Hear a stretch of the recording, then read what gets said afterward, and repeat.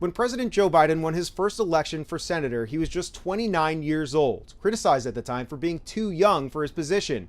Now, more than 50 years later, he's leaving office on Monday at 82 years old, the oldest president in U.S. history. From the Oval Office, he reflected on his half-century in the public eye. Like America, the Statue of Liberty is not standing still. In just his fifth Oval Office address as president, Joe Biden gave his farewell address to the American people, writing the first draft of history for how his presidency will be remembered. Together, we've launched a new era of American possibilities. Biden spotlighted his legislative achievements since entering the White House, including the American Rescue Plan, which funneled trillions of dollars into the pandemic response, the bipartisan infrastructure law, which funded projects across the country, the Inflation Reduction Act, which provided hundreds of billions of dollars for climate and healthcare programs, and the bipartisan Safer Communities Act, the most significant gun safety law in decades. It will take time to feel the full impact of all we've done together. But the seeds are planted, and they'll grow and they'll bloom for decades to come.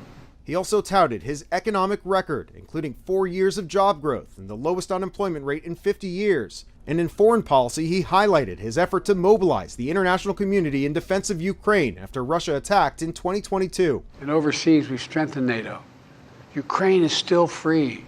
And yet, Biden's term will also be remembered for notable challenges, including sky-high inflation, a surge of migrants on the southern border, and the chaotic withdrawal from Afghanistan. If we finally beat Medicare.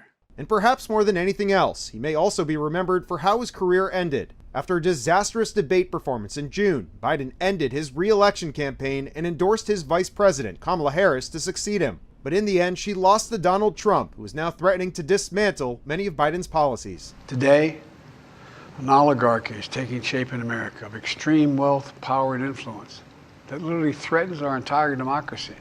And when President Biden steps aside on Monday, he'll be ending a whopping 52 years in Washington, including 36 years as a senator and 8 years as a vice president for Barack Obama. After all these decades, he'll be stepping aside out of the public eye. Reporting here at the White House, I'm Evan Kozloff, Spectrum News. Thanks for watching our YouTube channel. Let Spectrum News be your resource for balanced, in-depth political coverage. And click the subscribe button here. You can also download our app and watch us on TV to learn more about the candidates, where they stand on the issues, and more. We'll see you then.